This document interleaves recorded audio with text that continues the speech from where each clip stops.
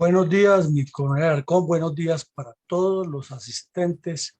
que nos acompañan en esta sala virtual de la Fundación Excelencia,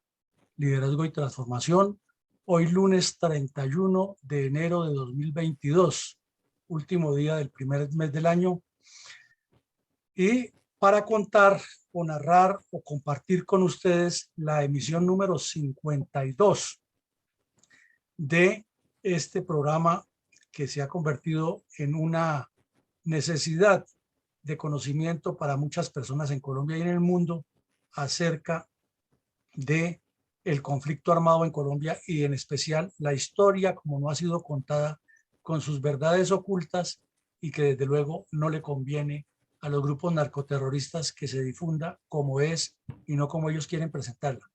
Un especial saludo también para todas las personas que nos escuchan en Facebook y quienes nos verán más tarde en YouTube y en las demás redes en nuestra página web fundel.com e invitarlos a que además de que vean este programa, lo difundan y hagan los comentarios en los espacios respectivos.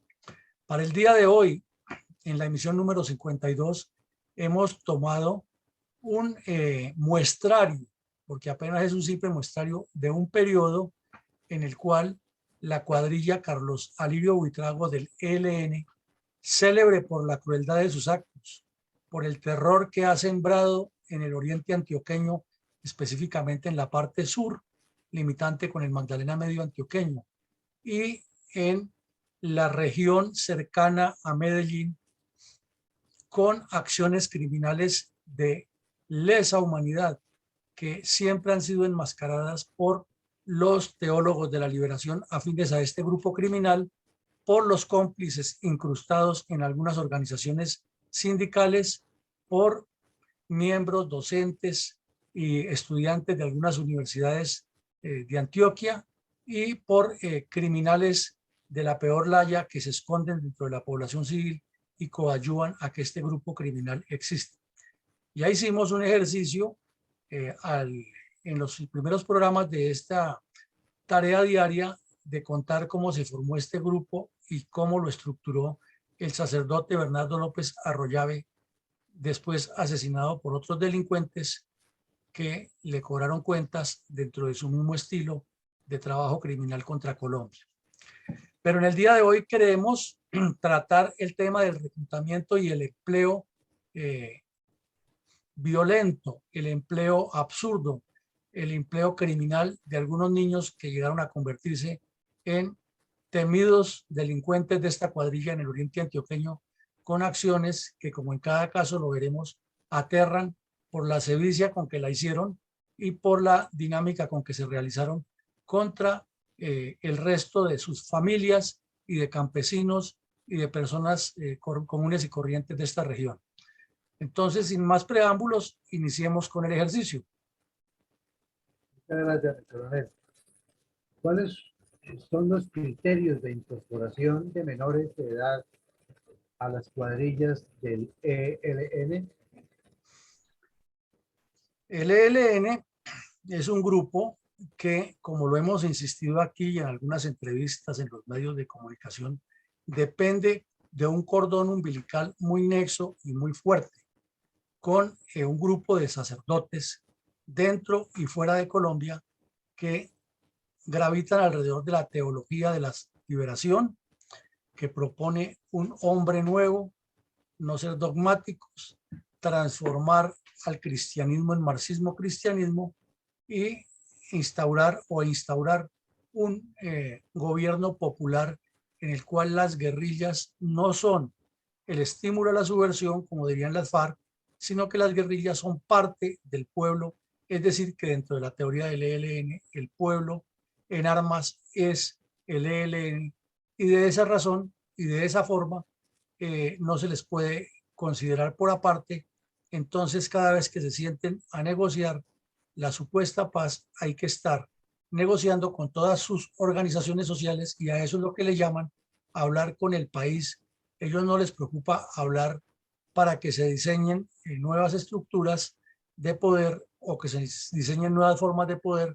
con la sociedad común y corriente, es decir, con nosotros los colombianos de distintas organizaciones sociales. Les interesa es que el Estado negocie con sus organizaciones, con sus grupos de fachada, con lo que ellos han construido a lo largo de esta columna vertebral paralela, que es la que le ha dado tanta consistencia y solidez al ELN para que no se acabe.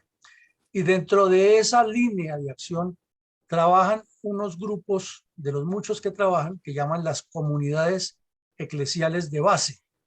Y dentro de esas comunidades eclesiales de base hay otro cordón umbilical muy fuerte con lo que llaman las bases revolucionarias de masa. Y esas bases revolucionarias de masas se articulan con grupos de estudio y trabajo, con los luceritos o los semilleros revolucionarios, con las milicias bolivarianas, milicias populares, corrijo, con los suburbanos, con los urbanos, con los frentes de guerra también llamados palmeros y con las matas, que en este caso son las veredas. Si no se domina ese lenguaje, si no se conoce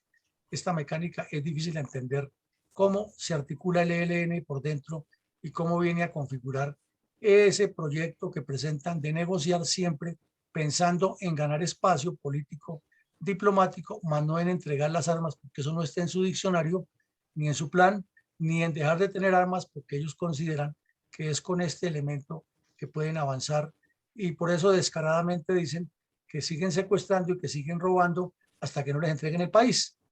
cometiendo toda clase de crímenes. Entonces, para el reclutamiento de niños, entendámoslo que parten de un principio completamente diferente al que se entendería dentro de una guerra hecha entre caballeros o compactos internacionales, que dicen que los combatientes tienen que ser mayores de 18 años, pero que puede haber de 15 años hacia arriba, de acuerdo con lo que establecen los convenios de Ginebra y otras normas internacionales. Para el ELN eso no juega, porque ya dijimos, es que la familia, el núcleo social, el grupo, hace parte de un movimiento que no es la guerrilla, sino que es un poder popular que está en embrión y que se está desarrollando para que, como dice el himno del ELN, el pueblo con sus luchas, porque mañana brillará la libertad. Eso es difícil que lo entiendan o que por lo menos le den algo de credibilidad tanto la academia como los medios de comunicación, como los que dicen que van a negociar allá como expertos con el ELN, cada vez que se sienta sin tener la menor idea de qué es lo que planea este grupo ni cómo lo maneja, y por eso les dan 2 o 3 vueltas en la mesa. Entonces, para el ELN no es sino que el niño pertenezca a una familia que esté integrada y ya hace parte de la revolución. Es un lucerito, es un semillero. Él puede participar en proyectos alternativos de producción como peceras, gallineros, cultivos agrícolas, etcétera, y así ocupan distintas zonas, y esa es la razón por la cual es tan complejo desarticularlos, porque además de que trabajan compartimentados, que no siempre se identifican quiénes son, porque ni entre ellos mismos tienen exactamente la noción de quién es quién, están muy bien incrustados en lo que llaman, y en particular aquí en el oriente antioqueño, los suburbanos, que son grupos periféricos alrededor de los pueblos, lo que está metido dentro de las ciudades, que en cada pueblo tienen sus contactos, sus casas de llegar, sus casas de contacto, tienen también organizaciones dentro de los sindicatos si los hay, o dentro de los colegios, o dentro de las hidroeléctricas, pero en todo caso, donde hay posibilidad, ahí está presente el ELN. En la época del terror, entre el final del gobierno Samper y todo el gobierno de Andrés Pastrana, que fue laxo, débil, frente a la guerrilla colombiana, hubo muchos casos de alcaldes que inclusive no gobernaban en su pueblo, sino que tenían que irse para Medellín o venir a Bogotá a gobernar desde lejos. Y lo curioso es que la mayoría de todas las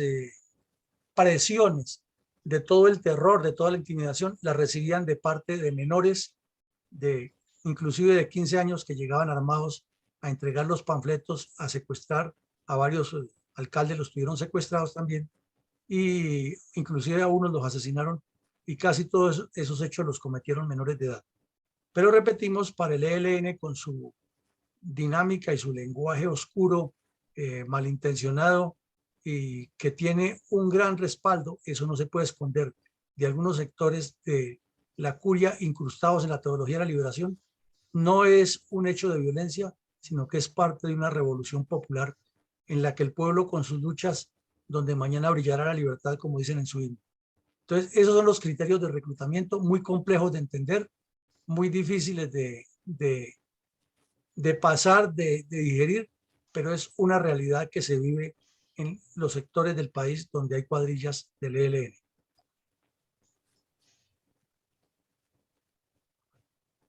Mi coronel, ¿cómo ocurrió el reclutamiento de Marleny García, con tan solo 15 años de edad, al lado del terrorista alias Alfonso, que para esa época del reclutamiento tenía 43 años? Bueno, entonces aquí comenzamos a hilar y a atar un montón de elementos, de datos, de informaciones que nos van dando un mapa apenas de un sector, un segmento de lo que el ELN ha hecho para construir su proceso revolucionario marxista cristiano en el oriente antioqueño. Y tomamos al azar algunos casos, no todos, porque son muchísimos, pero algunos que nos pareció pueden dar la pauta para comprender mejor el problema. Y vamos a hablar del caso de la Mona Marleny y Alfonso. Pongámonos en el escenario Vereda del Capotal de San Carlos, Antioquia, 1988, más o menos, 87, 88. Esta joven tenía 14, 15 años de edad, una campesina muy despierta, muy vivaracha, como dicen en el campo. Pertenecía a los grupos de danzas de la escuelita de la vereda, trabajaba con las actividades de la acción comunal, una buena chapolera en la época de la subienda o la producción alta de café, porque esta es una región cafetera, y una muchacha muy alegre. Entonces, allí llegó a esa vereda una comisión del ELN de trabajo político organizativo encabezada por un criminal alias Alfonso, o el Cumbambón le decían también. Este sujeto provenía del EPL. ¿Y por qué provenía del EPL? Porque en 1986 un grupo del EPL, de las tantas escisiones que ya vimos en otra videoconferencia de estas, se unió y armaron la trilateral con el ELN y formaron la Unión Camilista Ejército de Liberación Nacional. Entonces este Alfonso era un delincuente que en sus primeros años en Medellín fue ladrón, raponero, atracador, después estuvo metido en varios casos de violación de menores, y por último, cuando tenía que huir de las autoridades en una de sus salidas de la cárcel de Villanueva, de la cárcel de Medellín, de Villanueva es en Cali, salió para el monte y se integró al EPL, estuvo en PEC, que es en el occidente antioqueño, y allí fue localizado con otros grupos de bandidos por medio de unos sacerdotes cercanos al ELN, y lo trasladaron hacia el oriente antioqueño para que hicieran la trilateral y se integró al ELN. Entonces, cuando este delincuente llega a la vereda del Capotal, de una vez le puso ojo a la reina de la vereda, la engatusó, y esta muchacha, de ser una potencial líder comunal, terminó siendo la compañera sentimental con menos de 15 años de un bandido que ya tenía 43, 44 años, y un prontuario tan largo como el del Mono Jojoy o el de cualquier otro delincuente de estos grupos criminales, y terminó enfrascada en la comisión de actos atroces como derribo de torres eléctricas, asesinato de campesinos, secuestros, ataques al cuartel de policía de San Carlos, la toma del municipio de Argelia, el asalto a la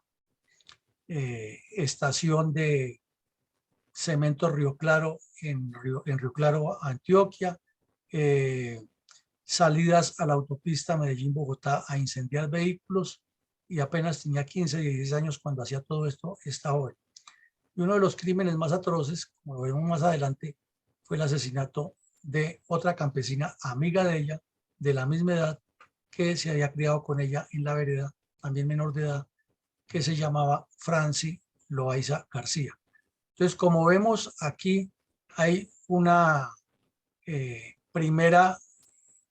presentación, un primer ejemplo de la utilización de los jóvenes, de los niños, de los menores de edad, para cometer todas estas acciones criminales en nombre de la revolución marxista cristiana y del poder popular. Entonces, cada vez que se reúnen a hablar los miembros del gobierno nacional con el ELN, este tema no se toca. Y si se toca, siempre las salidas por las ramas de parte de estos criminales, de los periodistas y de los analistas, entre comillas, que los acompañan con el cuento de que es que hay que acabar, hay que negociar la paz para que eso no se vuelva a presentar. Pero nada de buscarles las responsabilidades de enjuiciarlos y de meterlos a la cárcel por este tipo de crímenes que son atroces y que no tienen ni perdón ni explicación.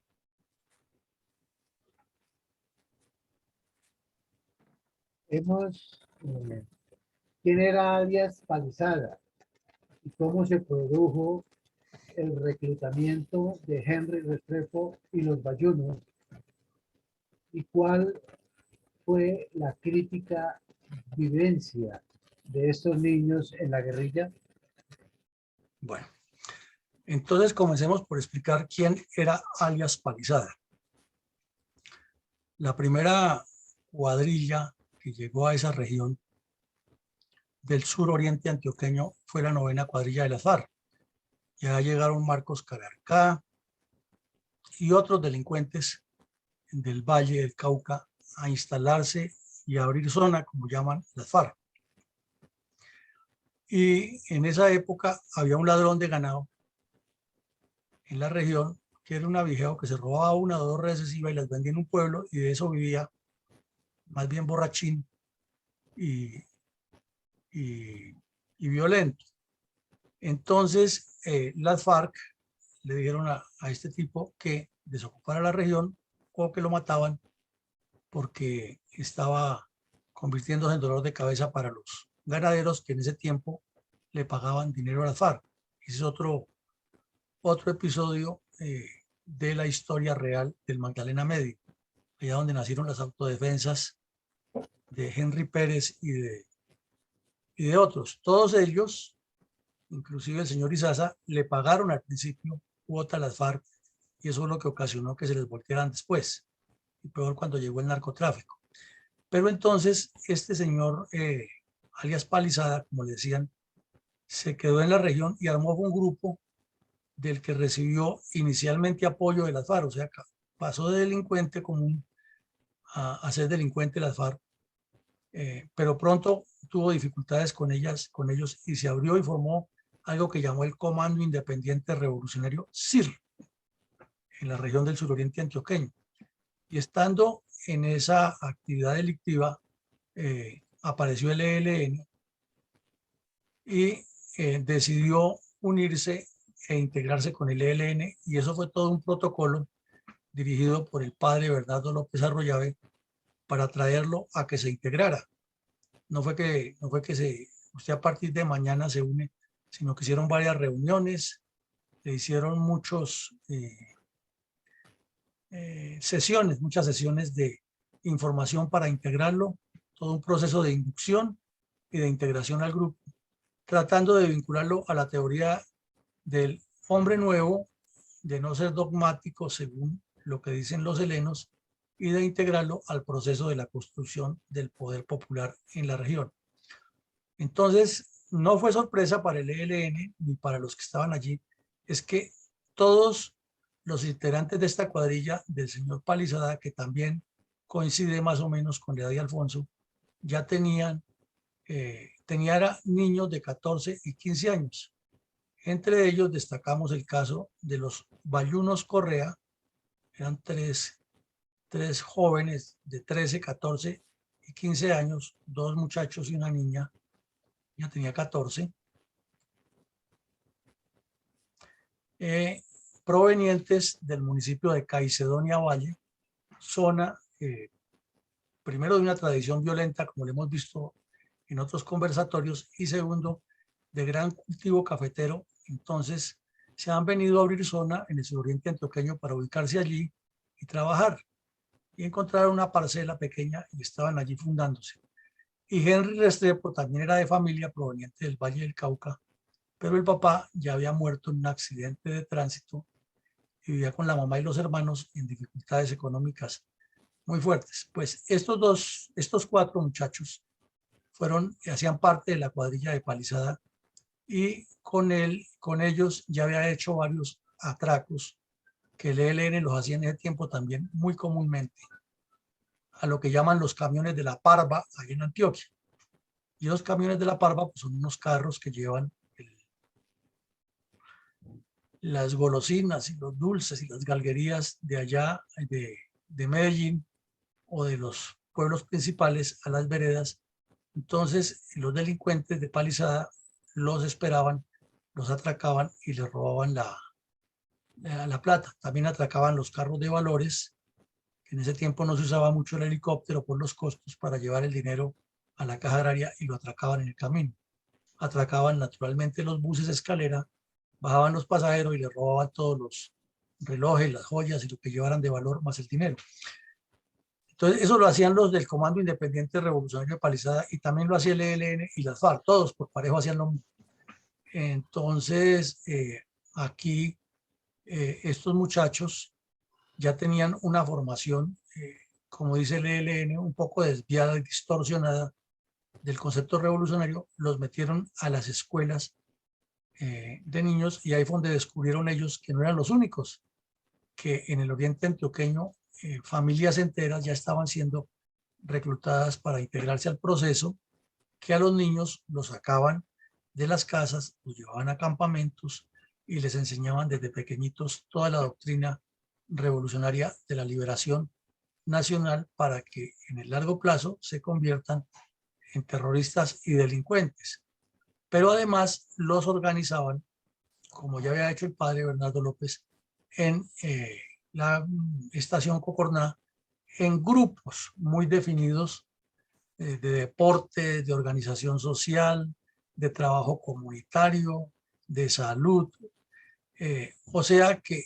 un muchacho de esos tenía que estar a toda hora ocupado y vinculado a alguna actividad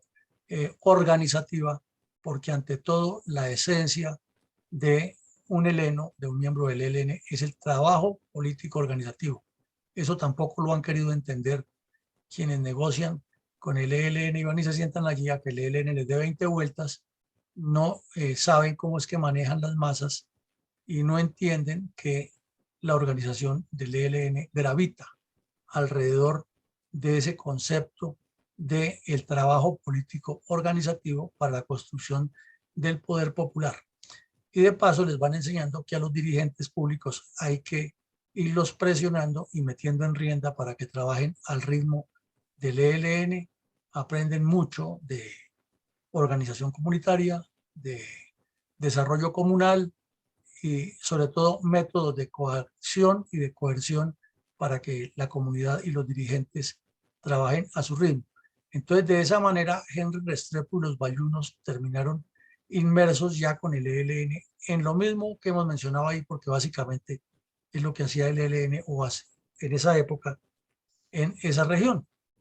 asaltos a las entidades crediticias, atracos a vehículos, secuestros, extorsiones, robos, asesinatos de campesinos, asesinatos de los mismos guerrilleros que cometían delitos, como llaman ellos, contra la moral revolucionaria y contra los reglamentos, y todos casi siempre hechos por menores de edad. Entonces, a grandes rasgos, esa es la breve historia de Henry Restrepo y los bayunos. González. Mi coronel, ¿cómo fue el impactante infierno de Élida Rosa Guarín? ¿Y cuál fue esta niña que vivió en las cuadrillas del ELN a su tierna edad de 13 años? Bueno, este caso es uno de los más dramáticos que ocurrió allá. Élida Rosa Guarín era o es una campesina, si no ha fallecido, nacida en una región muy apartada y casi selvática, que se llama el Alto Samaná, de San Carlos, Antioquia. Es un corregimiento que tiene ahí un caserío en esa época pues serían 10 casas, pero alrededor del Alto Samaná, en especial la zona que da hacia el Nare, hacia el río Nare y el río Magdalena, ya es Magdalena medio antioqueño, y es una zona primero muy caliente, muy cálida, muy tropical, de un clima muy malsano y de una dificultad de acceder porque es que llueve mucho, caen muchos rayos y los campesinos que se han fundado allá, que han hecho su proyecto y más en esa época, le estamos hablando de hace 33, 34 años, estaban en un abandono total. Tenían su junta de acción comunal y un inspector de policía, un corregidor allá en el área urbana, pero todo en mula y con solo caminos, como ya existían desde la época de la colonia, caminos para salir al río Magdalena, salir a la estación Cocorná de Puerto Triunfo, Antioquia, o desplazarse en esos caminos hasta San Carlos en 2 o 3 días en viaje en mulas para sacar sus productos, plátano, yuca y algo de ganado, pero en unas dificultades muy difíciles. Entonces, cuando se construyó la hidroeléctrica de San Carlos o Punchiná, que es la más grande de todas las hidroeléctricas de esa región, la hidroeléctrica les abrió un carreteable, les construyó una escuela y les dio algo de un puesto de salud, pero eso siguió siendo muy insuficiente y elemental para que se desarrollara el caserío y la población mejorara. Sin embargo, pues les construyeron algunas cosas, les enseñaron con técnicos agrícolas a mejorar su producción y algo de la Federación de Cafeteros en la parte alta donde se podía sembrar, pero no, muy incipiente todo eso. Y la gran esperanza de ellos era salir al corregimiento del Jordán, que estaba un poco más desarrollado y que se desarrolló un poco más con ocasión de la construcción del hidroeléctrico. Entonces allí esta muchacha, Elida Rosa Guarín Salazar, era el segundo apellido, era una de las niñas de las campesinas que a duras penas aprendió a leer y escribir, pero la mamá murió muy pronto y tuvo que ponerse a trabajar como lo que hacen los campesinos, con el papá ayudarle en la finca a templar cercas, cuidar del ganado, a sembrar. Entonces, estando ahí, se apareció un familiar de ella, Bernardo Guarín Guarín, que le decían el Guagua, que se ha perdido de la región desde cuando el padre Bernardo López inició a reclutar campesinos en 1978 y decían que lo ha llevado para un seminario a estudiar, pero nadie sabía si era un seminario o qué estaba haciendo. Lo cierto es que se ha ido a hacer unos cursos de formación en marxismo cristiano, primero en la Ceja, Antioquia, y luego estuvo en Cuba y en la Sierra Nevada, en la Sierra de San Lucas, mejor, el sur de Bolívar. En toda esa actividad, este Guagua se convirtió en un difusor de la teología de la liberación y en aplicar la teología o la teoría del marxismo cristiano en su formación académica, y allá lo llamaban un catequista. Pues ese catequista fue llamando a esta muchachita a reuniones clandestinas y la fue convenciendo de que ella era una mujer nueva, que la nueva sociedad, que el cambio, y en breve se voló con ella y la entregó a la guerrilla y ella pues se fue para ese grupo, una muchacha muy ingenua, muy ajena a todas estas actividades. Entonces ya ustedes imaginarán que en la primera noche le pasó lo que le tenía que pasar, teniendo 13 años de edad. Y de ahí para allá, entonces, se convirtió en un objeto de todos estos bandidos para lo mismo. Y cuando dijo que se quería retirar,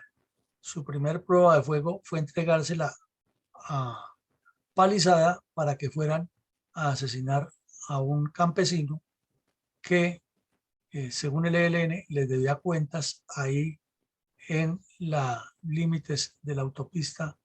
Medellín-Bogotá. Entonces le entregó el revólver para que le disparara en la cabeza al campesino, y como ella no fue capaz, no lo pudo hacer, entonces el propio Palizada lo hizo la obligó a tomar sangre del muerto y luego la obligaron a participar en un montón de actividades, pero como no demostraba esa acción, entonces la formaron como enfermera y era la encargada de hacer los abortos en la cuadrilla. Ya hasta que al fin la muchacha se salió del grupo, dijo que no aguantaba eso y terminó en un hospital, en un tratamiento psiquiátrico muy mal llevado por la misma situación de su familia. Entonces la llamaban la loquita Élida. Ustedes ven, eso es lo que el hombre nuevo le da del ELN, le da a los campesinos en el oriente antioqueño y así en todo el país.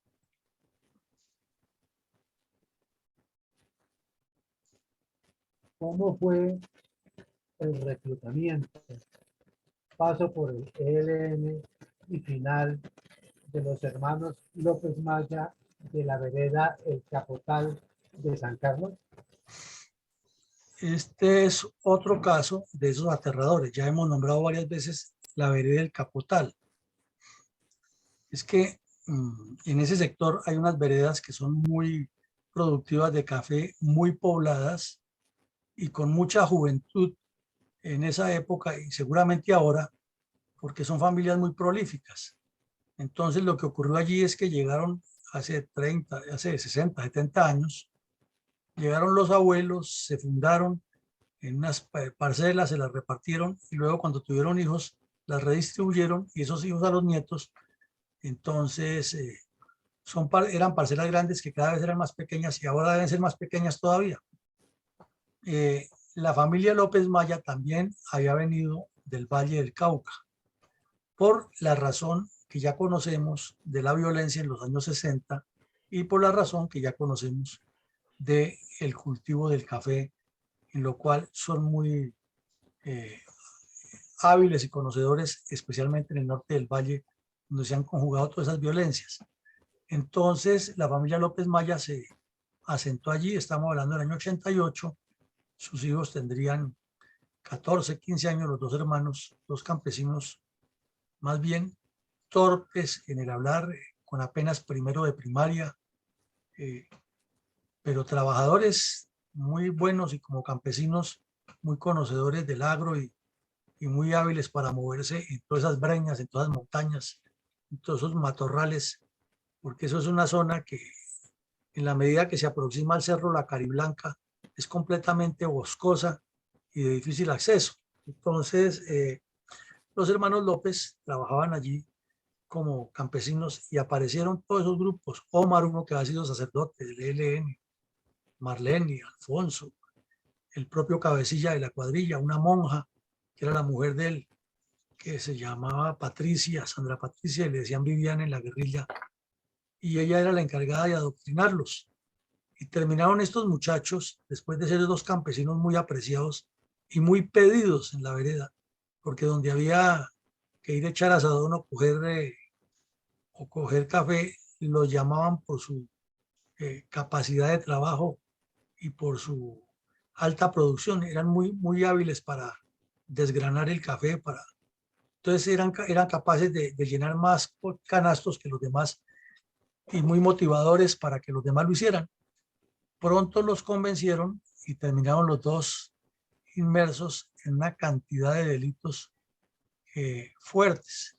Luego, cuando aparecieron los grupos de justicia privada en la zona, estos muchachos terminaron militando en el otro lado, o sea, con los grupos armados de la familia Castaño. ¿Y qué ocurrió? Que finalmente fueron asesinados los dos por el mismo ELN y por las FARC, que los han enseñado a ser delincuentes. Claro, ya cuando pasó eso ya tendrían 20, 22 años de edad, pero es increíble que como unos jóvenes, unos niños que le sirvieron a la revolución cristiana, terminaron asesinados por los mismos cuando se dieron cuenta o terminaron por esa dinámica vinculados en el lado contrario. Entonces ahí vemos todo el daño que le causa el marxismo cristianismo a los campesinos en las zonas donde el ELN hace zona. Mi coronel, Rosangélica Mazo Martínez ingresó a la cuadrilla de Carlos Alirio Buitrago desde cuando el sacerdote Bernardo López Arroyave creó esa estructura terrorista. ¿Cómo ve la vida de esta mujer en el ELN? Bueno, este es otro caso interesante porque muestra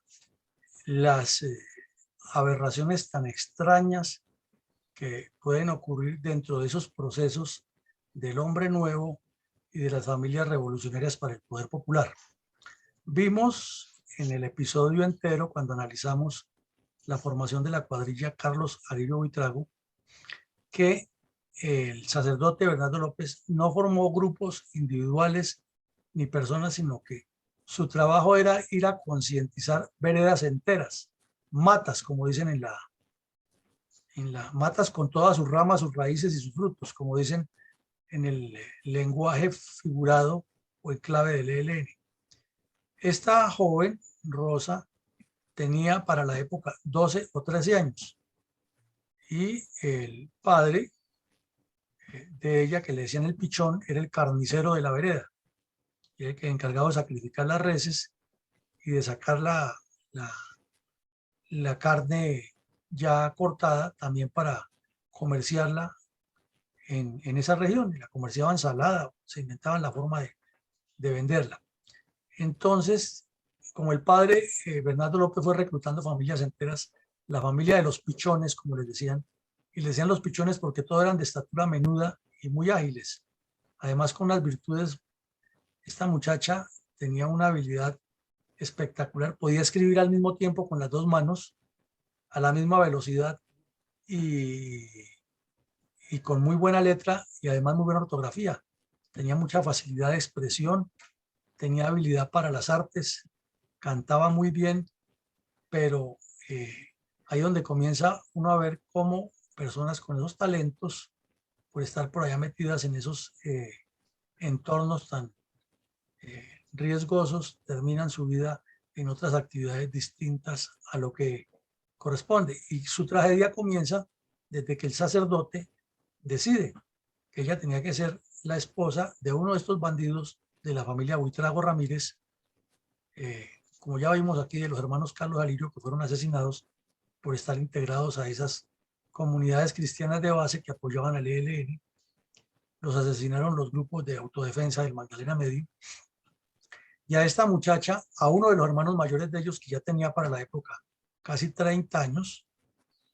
lo estaban, ya el padre había decidido que ella con 12 o 13 era la esposa, y la fecha de matrimonio estaba fijada para el día antes de la muerte, el día después de la muerte del padre, del sacerdote. Entonces, pues fue un drama terrible porque una niña de 13 años ya quedó, dijéramos, entre comillas, viuda, y en medio de todos esos grupos que estaban reclutando, y que como ocurrió esa masacre del 17 de septiembre del 82, pues en la vereda tuvieron que salir corriendo todos los que estaban vinculados con el ELN, dejar sus tierras, y la familia de ella fue una de las que salió, pero salieron ya para sitios que el mismo ELN los llevó, a Bucaramanga, al norte del Tolima, a Caldas, a Medellín, y ella terminó en Palo Cabildo, Tolima, en contacto con las redes del ELN cuando se estaba formando la cuadrilla bolchevique del Líbano. Entonces de allí la reclutaron para que se integrara al grupo Carlos Alirio Buitrago, que nació, como lo dijimos, en memoria de los dos jóvenes asesinados esa tarde del 17 de septiembre. Y ella terminó haciendo parte del grupo de estudio y trabajo y de la formación. Entonces trabajó primero enseñando niños de distintas veredas en esos semilleros revolucionarios a integrarse al ELN, pero hacía parte también de la estructura armada, era la encargada de pintar los grafitis en las tractomulas que paraban en la carretera, las atravesaban ahí en la vía Medellín-Bogotá, y ella era la que escribía los mensajes que le decían. También era la que hacía los dibujos para los boletines que distribuía la cuadrilla en la región. Y además era la que siempre le prendía candela con un grupo entre los que estaban Henry y los Bayunos, a todos los vehículos que ordenaban quemar en la carretera y otros crímenes que ya ustedes imaginan que le tocó cometer. Entonces, esta joven vivió mucho tiempo allá en el ELN. Cuando ya tuvo su primer hijo, quedó embarazada de otro hermano de los hermanos Buitrago, que decidió convivir con ella, ya tendría más o menos 17, 18 años, quedó embarazada, entonces le hicieron abortar y la pusieron a que le diera instrucción tanto a las guerrilleras como a las campesinas sobre planificación familiar. Fue la tarea que le dieron. Y en esa tarea tenía que seguir haciendo inteligencia para reclutar campesinos y para asesinar policías. Y en un caso muy sonado que hubo en uno de los corregimientos de Sonsón, ella sirvió de señuelo para asesinar a 2 policías y robarle las armas. Luego participó en diversos asaltos en Granada, Antioquia, que la asaltaron muchas veces. Ella estuvo ahí varias veces y también estuvo en 2 asesinatos que fueron muy comunes en San Carlos. El de un alcalde, Alberto Bácer, que ha sido alcalde. Ella fue la que dirigió la comisión de ajusticiamiento, como llaman allá, y también participó en el asesinato de un muchacho al que le decían el desmentizado, como dicen los campesinos allá en Antioquia, que se llamaba Arcesio Alzate, por un caso que vimos también aquí en otro episodio. Finalmente se pidió el retiro de la cuadrilla y la mandaron para las redes urbanas de Medellín y hasta ahí se supo de su historia. Quién sabe qué más haya pasado después con esa joven, pero es increíble que una persona con todo ese talento, con todas esas condiciones, haya terminado cometiendo toda esa cantidad de delitos como consecuencia de la orientación que les dio un curita terrorista y una organización que dice querer cambiar la sociedad, y lo que está cambiando es a los jóvenes campesinos de su mentalidad trabajadora para convertirlos en criminales. Coronel, muchas gracias. ¿Cuál era el rol de los esposos Buitrago y de las casas urbanas de contacto para el reclutamiento de menores y otras actividades criminales del ELN en el suroriente antioqueño? Bueno, para que ustedes vean el rol de los esposos Buitrago, los papás de los hermanos Carlos, Alirio, Henry, Saúl, son varios, que son los fundadores de esa cuadrilla del ELN. No es sino que ustedes hagan el siguiente ejercicio. Coloquen en el doctor Google Buitrago y Erlinda, o Erlinda Ramírez y Manuel Buitrago. Coloquen ese nombre y verán cuánto encuentran un poco de comunidades eclesiales y eclesiásticas presentándolos como víctimas de la violencia, y en ningún momento mencionan que eran miembros. Tal vez el señor ya murió porque en el año 89 tenía como 56, 57 años de edad. Ya para esta época pues seguramente no existe. Señor Manuel Buitrago. La guerrilla le decían Marcelo. Y la esposa Erlinda Ramírez ha aparecido hasta en la televisión europea y en otras partes, aduciendo ser víctima del terrorismo de Estado, ¿no?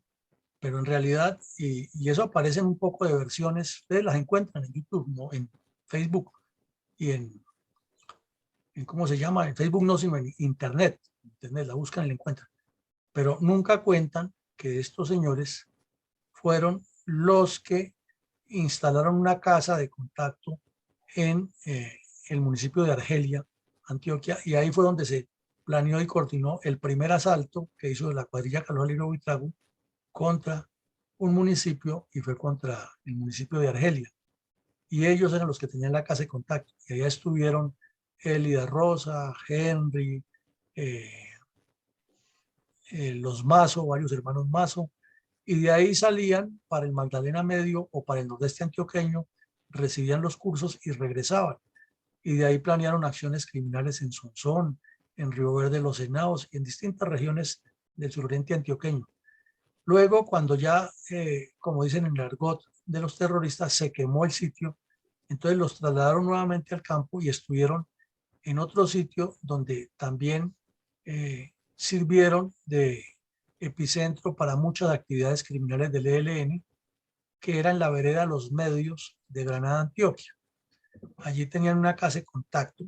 muy importante para esta cuadrilla, a la que llegaban todos los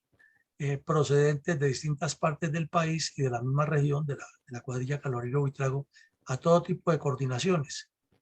Inclusive tenían unas máquinas artesanales para hacer arepas, y cuando la guerrilla estaba por ahí, en esa casa les hacían todo su alimentación, y tenían la organización de los semilleros revolucionarios y otros contactos. Esto se les destapó con la captura de 3 bandidos muy conocidos. Uno que le decían el Chícharo, que era de otra familia también completa, vinculada al ELN, Andrés González Monsalve, José Jaime González Monsalve, que también era de otra familia completica que está en el ELN, y otro que le decían Baltasar Herrera Carlitos, que hasta hace poco tiempo fue el jefe de esa cuadrilla. Entonces, estos esposos Buitrago incidieron mucho en toda la actividad delictiva del ELN, para recibir gente que venía de Medellín, de Bucaramanga, para contactar a los distintos grupos, para manejar todo la red que se movió en las veredas, para reclutar campesinos. Unas muchachas de apellido Salazar, también un par de niñas de 14, 15 años, fueron reclutadas por ellos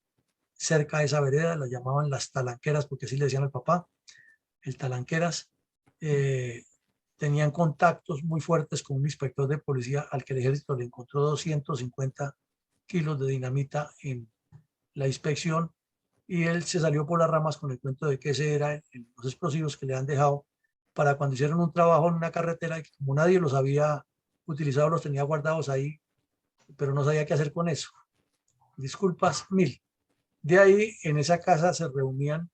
los cabecillas para evaluar la información de los asaltos que hacían en la carretera, y a esa casa llegaron Gavino y el cura Pérez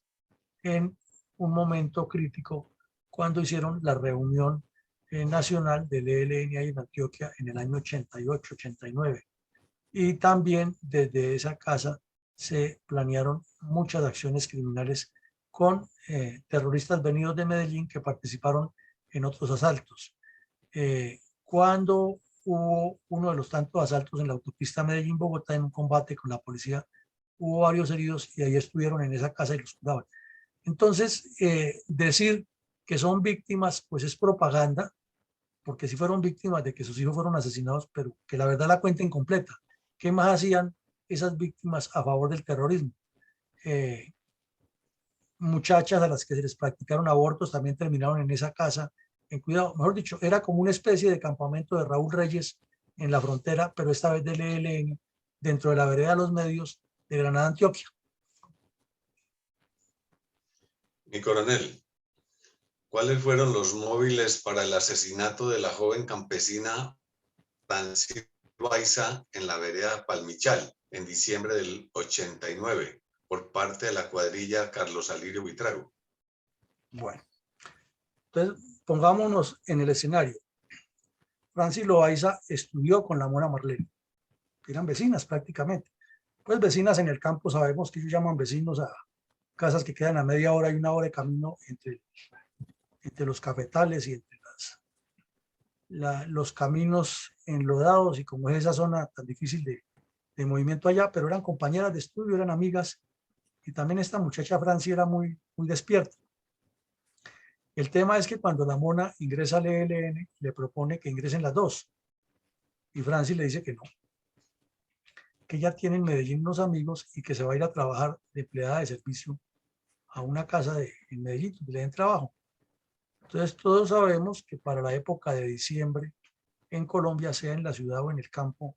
hay como un ambiente muy especial en que las familias se reúnen y todo el mundo hace lo posible por estar con su familia en diciembre, ¿no?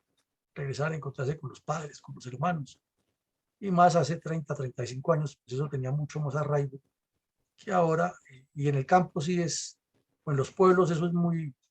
tradicional. Así no haya nada que comer ni nada que disfrutar, pero el hecho de estar reunidos es una tradición muy fuerte en Colombia, y más en esta región tan católica como el oriente antioqueño. Entonces, Esta muchacha regresó de Medellín y se puso de boca y suelta a decir que estaba trabajando en la casa de un funcionario del DAS. Y para esos días el ejército le había dado un golpe importante a una de las estructuras del ELN de un hermano del tal de José Jaime, que le nombraba yo ahora, que iba con una cuadrilla a asesinar al personero y a un concejal de San Carlos. Fue como el 17 de diciembre, 15 de diciembre más o menos, del año 89. Entonces, no pudieron cometer el crimen, pero en el susto que tuvieron en el encuentro con la patrulla, dejaron todas las armas tiradas. Ahí estaba Mónica también, o Rosa Angélica, que era alias Mónica, estaba ahí en esa acción. Entonces perdieron todas las armas y pues eso fue un golpe muy duro para ellos porque eran pistolas y granadas, y pistolas de buen calibre, 45. Las 3 pistolas eran calibre 45 y las 2 granadas, que inclusive esas se las habían robado a un cabo que asesinaron años antes. Entonces, esta muchacha Francis Loaiza se puso de boca y suelta a decir que ella trabajaba en Medellín con el agente del DAS, y de inmediato Alfonso y la misma Mona, que ha sido su amiga del alma, las indicaron de que ella era la que daba la información de el trabajito que iban a hacer el hermano de José Jaime y los otros, cuando eso no es cierto. No tenía hilación una cosa con la otra, porque esta muchacha llegó de Medellín como el 21 o 22 de diciembre y llegó derechito a la vereda a hablar más de lo que quería, y despertando cierta envidia, porque pues con el dinero que ha ganado había comprado ropa y zapatos, y eso genera en el campo muchas, como en esos niveles sociales, muchas intrigas y envidias. Y además porque esto fue una cosa fortuita, casual, circunstancial, de que esta patrulla, haciendo un patrullaje de rutina, se encontró de manos a boca en una carretera ya más o menos sola a esa hora, a las 7:30 de la noche, a los 3 bandidos que venían a cometer el crimen, y los tipos del susto pensaron que los habían cogido y salieron corriendo y dejaron tirados los morrales que llevaban, sin que hubiera habido ni información previa, sino fue una cosa circunstancial. Entonces, a esta muchacha la buscaron, eh, la Mona y Alfonso, la sacaron en presencia de los familiares y les dijeron que le iban a hacer un juicio revolucionario y se la llevaron para el monte. Al día siguiente la encontraron descuartizada y con evidentes signos de tortura, y con el mensaje que con el ELN eran parcos en el hablar y muy fuertes en el actuar. Entonces, lo triste es que esa muchacha apenas acababa de cumplir sus 15, 16 años, porque no era una niña prácticamente, y por no haberse incorporado al ELN, le endilgaron eso, y esto pasa de agache, nadie lo toca, nadie lo nombra. Cuando se habla de los crímenes que cometen los que hay en Colombia, siempre se habla desde otro sector, pero nunca se mencionan estos casos. Enúncienos, por favor, mi coronel, las conclusiones de tipo militar, social, político, geopolítico y moral que surgen de esta operación, habida cuenta que han pasado casi 60 años de la misma, pero en Colombia persiste la delincuencia, el bandolerismo rural y las dificultades para lograr desarrollo armonioso del país en zonas afectadas por este tipo de violencia. Bueno, antes de dar respuesta a eso, pues todos los oyentes están invitados a leer este libro, el ELN por dentro, la historia de la cuadrilla Calvario y Buitrago, y ahí pueden comprender mejor cómo es que existe la teología de la liberación y el terrorismo comunista, y cómo ocurrieron todos estos hechos y otros, porque ahí se abarcan muchos más temas. Los invitados a ver. Respecto a las conclusiones, sí, son más de 60 años que lleva el ELN con sus distintas cuadrillas haciendo terror, causando daños. En el caso específico de la cuadrilla Carlos Aurelio Buitrago, completan ya 44 años. Y de estos hechos, en el campo militar quedan muchas experiencias. y es que ante la dificultad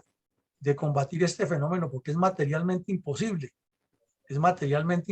que las fuerzas militares puedan evitar que los niños sean reclutados,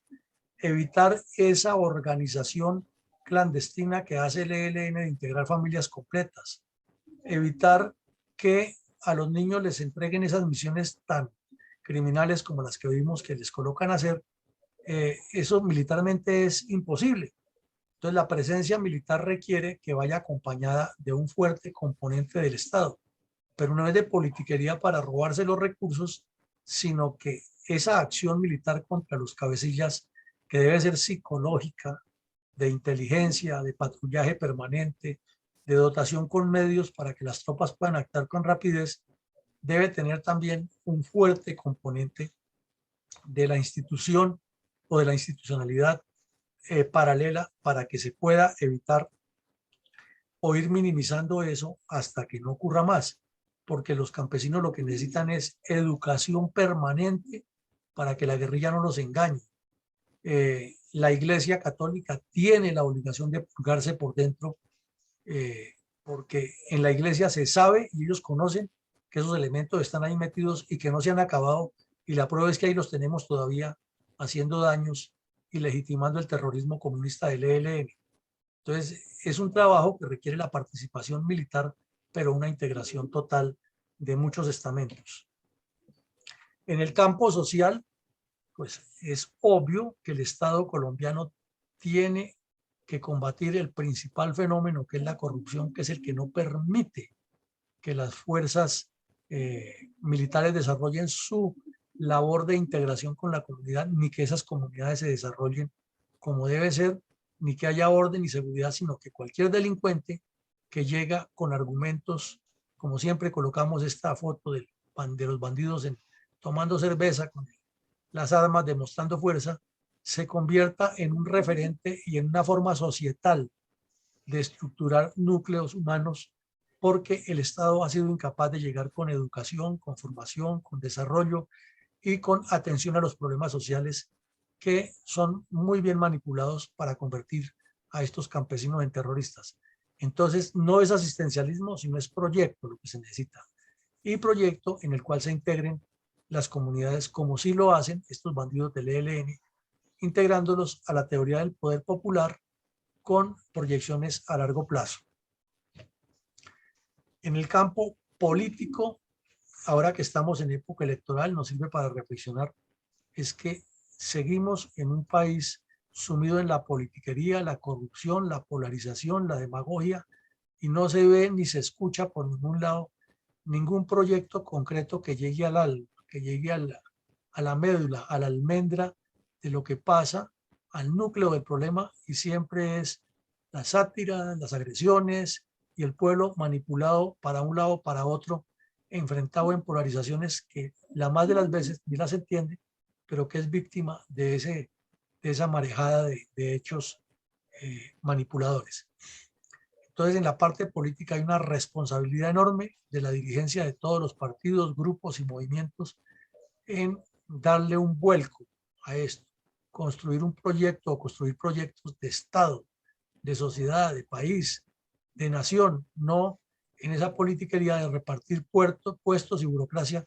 y el argumento que tanto criticamos aquí, así, voten por mí que yo voy adelante y les abro camino. ¿Qué camino ni qué cuento? Ese es lo que está pensando, es venir a hacer lo mismo y seguir en el mismo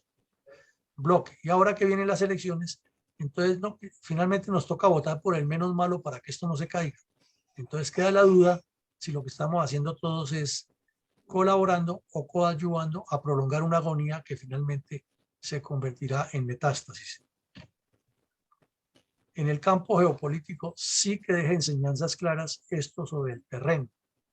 porque nos demuestra que regiones muy ricas, productivas, como son el Magdalena Medio antioqueño, el suroriente antioqueño, esas breñas para sacar café y esas zonas cafeteras y agrícolas en varios campos llenas de agua que hasta son fuente de varias hidroeléctricas, no solamente con ese desarrollo industrial que han tenido pueden lograr el desarrollo comunitario, porque no ha habido proyectos geopolíticos o comprensión geopolítica del desarrollo. Es que alrededor de esas hidroeléctricas, que son las que jalonan o dinamizan la vida en la región, haya unos proyectos mejores de agroindustria, de turismo, de educación, de desarrollo, de construcción de vías, no, sino siempre en lo mismo unos políticos tradicionales gamonales como los se veían en esa época, dueños del poder, que son los que deciden quién es el alcalde o quién representa al partido, que las comunidades se les dan contentillos y que no se integran geopolíticamente ni al desarrollo del departamento, ni mucho menos al desarrollo del país. Ahí está el fenómeno, no entender eso ni trabajar en ese sentido. Y finalmente, en el campo moral, aquí sí nos surge un cuestionamiento mucho más profundo, que es el que queda en el libro al final. ¿Cómo es posible que un sacerdote católico, apostólico y romano, formado con vocación tardía inclusive, porque él se hizo sacerdote a los 42 años de edad, ordenado por el mismísimo Papa Pablo VI aquí en el Templete en el año de 1968, profesor de la Universidad Javeriana, ex diputado de Antioquia por el Partido Conservador, miembro de una familia conservadora de 14 hijos, con varios hermanos sacerdotes que también tenían sus inclinaciones en esa época. ¿Cómo es posible que una persona con toda esa formación, con todo ese bagaje moral, criado en medio del campesinado antioqueño, donde se comulga con muchos valores de familia, sociedad, buenas costumbres, urbanidad, etcétera, haya terminado siendo el gestor de uno de los grupos criminales más violentos que tuvo el país y que en esa región del oriente antioqueño nos dejó tantos y tan malos recuerdos de asaltos a municipios, secuestros, robos, terrorismo, destrucción? Entonces, en el campo moral también esto es una reflexión para la Iglesia Católica, si decide depurarse de estos elementos nocivos o sigue tapando y tapando hasta que estos fenómenos hacen la metástasis que hemos visto. Entonces, con este episodio de los dichos, de algunos de los niños, porque son muchos más, ya lo hemos dicho aquí, que lo usual es que en las cuadrillas de bandoleros del ELN, de la FARC, del EPL, mal llamados paramilitares, lo normal, lo usual es que el 35 al 40% sean menores de edad y que sean los que más utilizan de carne de cañón, porque son los más avesados, como lo vimos en los casos que acabamos de analizar. Gracias, mi coronel. Habiendo llegado a las conclusiones sobre los crímenes de las cuadrillas del violento partidismo político en el pasado,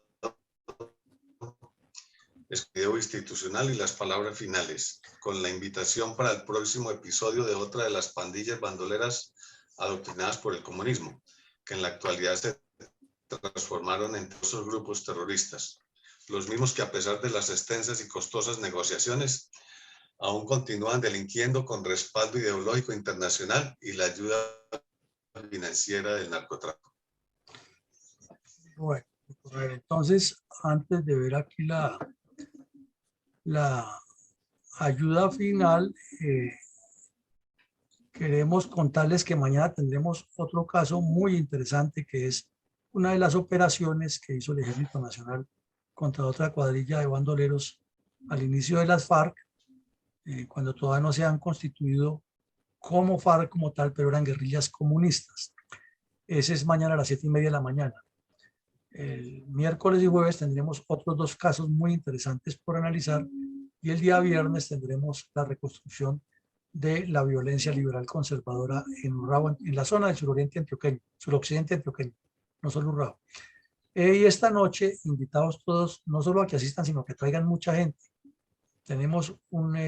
análisis de geopolítica del más alto nivel,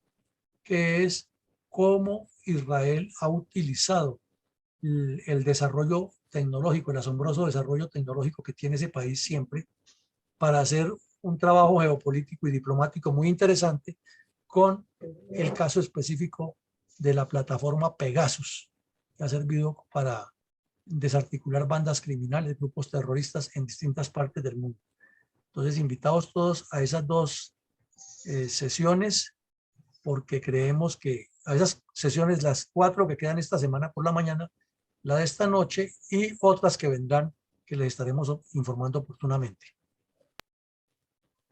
La verdadera memoria histórica del conflicto armado en Colombia. Con el propósito de preservar la memoria histórica, resaltar el heroísmo de nuestros soldados, marinos,